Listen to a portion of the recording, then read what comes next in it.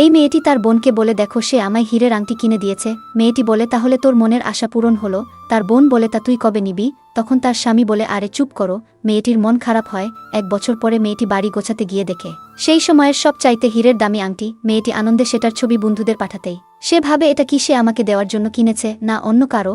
এই ভাবতেই তার স্বামী বলে, আমি আজ বাড়ি ফিরব না। মেয়েটি তখন বলে, কেন, তুমি কোথায় যাবে? ছেলেটি বলে, এখন একটু কাজের চাপ আছে।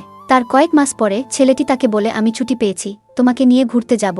পরের দিন তারা একটি দামি রেস্টুরেন্টে খাবার খেতে গেলে মেয়েটির অপছন্দের খাবার হওয়ায় সে বলে, চিন্তা করো না, আমি এসব তোমায় পরিষ্কার করে দিতেছি। মেয়েটি তখন আগের কথাগুলো ভাবে।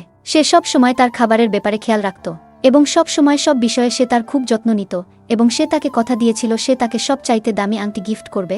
তারপরে ছেলেটি বলে, আমি দীর্ঘ 7 বছর পরিশ্রম করার পরে এটার টাকা আমি শোধ করেছি।